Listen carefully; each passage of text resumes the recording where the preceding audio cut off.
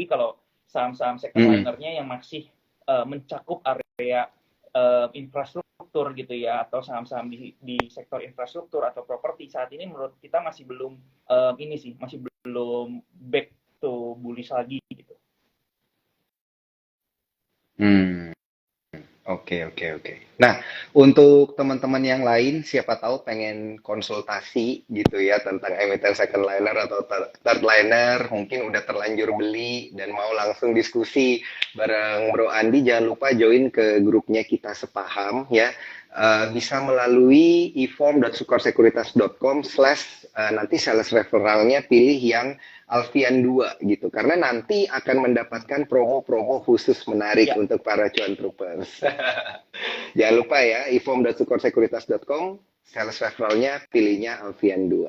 Nah, Bro Andi, ini kalau kita, oh ternyata ini saya baru dapat info, promonya cashback RDN.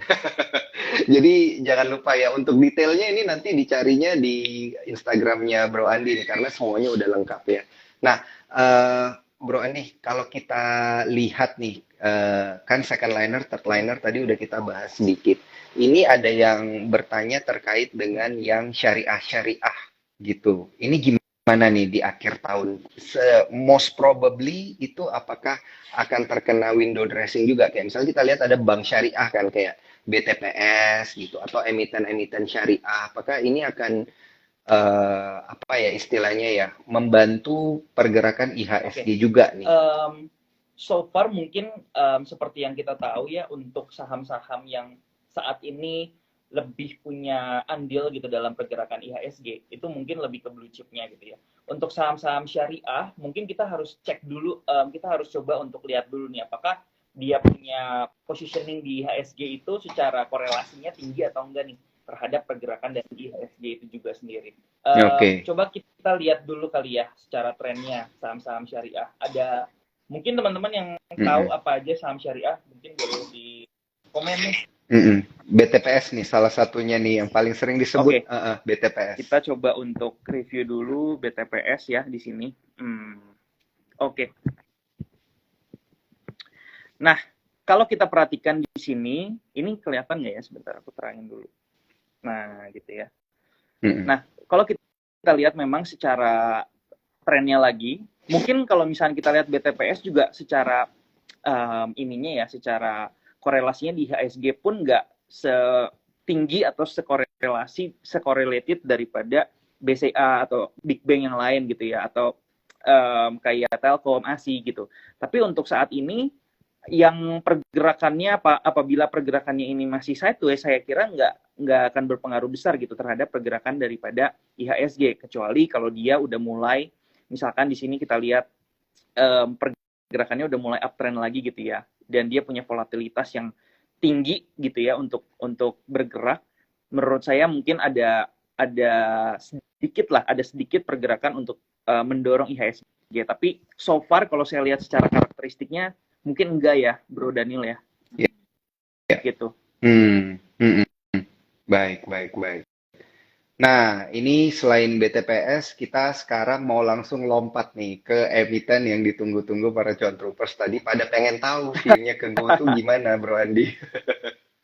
Emiten penggoncang Oke, IHSG di Desember nih. sebenarnya aku kemarin ini juga sempat bikin video tentang GoTo gitu ya di YouTube gitu ya.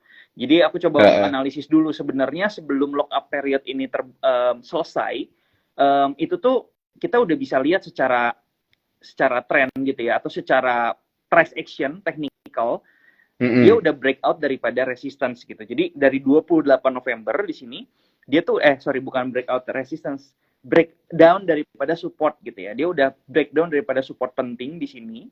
Jadi memang sebenarnya kalau kita trading sekalipun sebenarnya udah harus out gitu ya, sebelum kita kejebak ARB bertahap setelah um, lock up period ini berakhir. Cuman kalau kita perhatikan hari ini luar biasa. Ini luar biasa, Mm-mm. kenaikannya luar biasa gitu ya. Bangun daripada ARB-nya, kemudian volumenya juga kalau saya nggak salah gitu ya. Ini volume terbesar sepanjang IHSG deh. Satu hari itu satu saham bisa 2 triliun lebih kayak gitu. Jadi kalau saya baca di berita, kalau nggak salah kemarin itu BEI itu mengumumkan saham Gotoh ini masuk ke dalam pantauan UMA gitu ya, atau unusual market activity. Mungkin karena itu juga jadi smart money akhirnya coba untuk masuk lagi kayak gitu. Nanti teman-teman coba breakdown aja di sini. Mungkin siapa yang ini gitu ya, siapa yang melakukan akumulasi yang cukup tinggi gitu ya dari sini. Tapi kalau kita coba untuk analisis, mungkin short term-nya ada kemungkinan terjadi yang namanya rebound ini ya, rebound short term rebound gitu ya ke atas, karena penurunannya udah lumayan signifikan. Dan kalau dia mau kembali lagi ke harga-harga di atas atau di resistance terdekat, misalkan di sekitar harga 180, menurut saya perlu adanya konfirmasi dulu dia membuat sebuah pergerakan yang positif atau pergerakan uptrend yang jelas, bikin higher high, higher low ke atas. Ini mengkonfirmasi bahwa saham Gotoh ini udah mulai diperjualbelikan secara baik gitu ya, sampai naik lagi ke atas. Tapi kalau misalkan enggak nih ya, kalau misalkan untuk pergerakan singkat aja, bisa jadi dia dead cat bounce aja, karena memang pergerakannya udah turun lumayan signifikan kayak gitu. Oh, oke. Tapi ada potensi ya dia mengikuti pola itu ya, yang kenaikan itu ya Bro Andi, yang tadi digambarin. Kalau dia udah mulai volatilitasnya lebih stabil, kalau dia udah mulai pergerakannya juga udah mulai jelas, dia membentuk sebuah kenaikan yang positif kayak gitu. Ini ada potensi. Cuman mungkin untuk short term, karena banyaknya highlight juga terhadap saham Gotoh, mungkin volatilitasnya juga akan jauh lebih tinggi kayak gitu ya. Perlu kita perhatikan lah.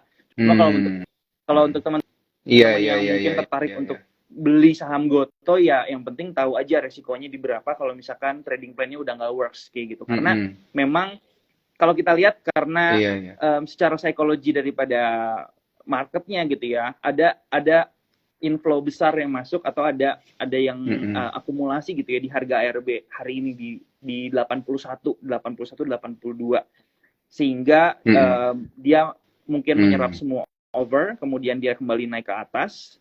Kemudian juga mungkin ini saham-saham yang mungkin lebih suka sama trader-trader yang scalping kayak gitu ya, karena pergerakannya very volatile, kita bisa dapat mungkin 5-6% dalam waktu yang singkat kayak gitu. Tinggal kita lihat aja nih kalau misalkan dia ternyata ada power selling yang tinggi lagi, kita udah harus siap-siap out gitu, karena takutnya nanti dia akan lanjut turun lagi kayak gitu. Iya. Wah, gila sih. Thank you banget ini view untuk Gotoh-nya Bro Andi. Karena banyak di sini cuan troopers yang juga jadi Gotorians ya, alias mereka yang membeli saham Gotoh ketika lagi pada ARB diserok-serokin terus gitu. Nah, Bro Andi, aduh, mohon maaf ini yang dari Gotoh tadi, habis ini saya sesungguhnya mau nanya terkait dengan chart IHSG. Mohon maaf nih. Ini yang terakhir nih, ini chart terakhir nih Bro Andi. Kan untuk mengakhiri Instagram Live kita juga, kita harus ngelihat dulu nih target untuk window dressing, view IHSG dari Bro Andi ini seperti apa. Jadi untuk view IHSG sendiri, kalau kita perhatikan di sini, kita mau lihat gambaran besarnya dulu ya. Di sini kita mau lihat bahwa sampai detik ini sebenarnya pergerakan daripada indeks kita itu masih bullish secara tren ya, masih bullish. Cuman memang kita highlight dulu nih, di sini membuat yang namanya higher high, higher low, higher high, higher low, higher high, dan ini masih dalam sebuah konsolidasinya, which is di sini bisa jadi higher low kemudian naik lagi ke atas. Nah, ini kalau kita berbicara secara tren besarnya seperti ini. Cuman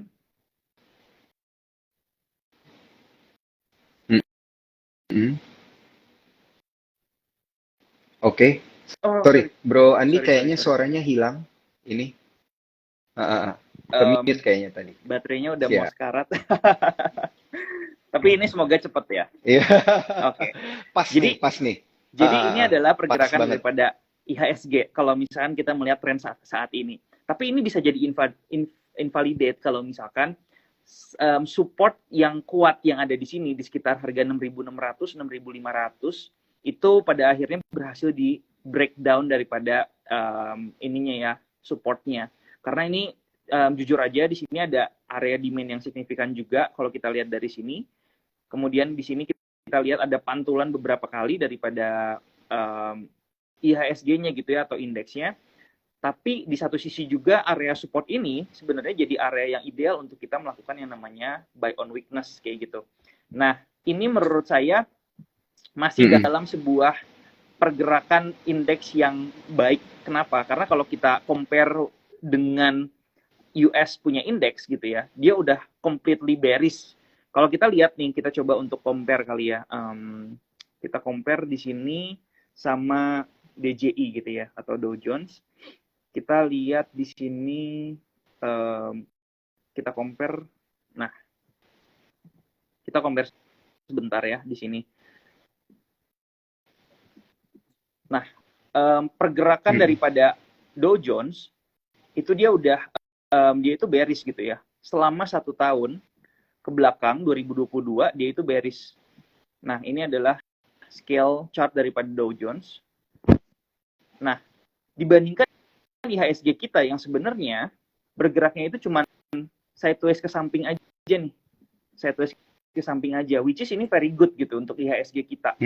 Dan saat ini tuh memang kalau kita perhatikan 2 hari kemarin itu kita ada di sebuah area support yang ideal banget untuk terjadinya reversal ya, kalau kita perhatikan di sini. Jadi di sini ada area demand kalau kita perhatikan, dan tepat di area tersebut ini terjadi yang namanya terdapat yang namanya candlestick reversal. Tahu nggak ini Bro Daniel? Ini candlesticknya namanya apa nih? Palu. Bahasa Inggrisnya palu. Bahasa Inggrisnya palu. Ini ya? Hammer betul. Jadi hammer. Memang kenaikan hari ini itu kalau kita perhatikan kemarinnya itu hammer, kemudian di sini juga ada area resistance gitu ya. Ada area demand atau area support. Jadi kalau kita perhatikan di sini semoga ini udah berakhir gitu ya. Semoga ini pergerakan turunnya udah berakhir, karena kalau saya pribadi saya tetap masih pegang data daripada indeks kita di mana 20 tahun ke belakang itu masih positif, masih hijau.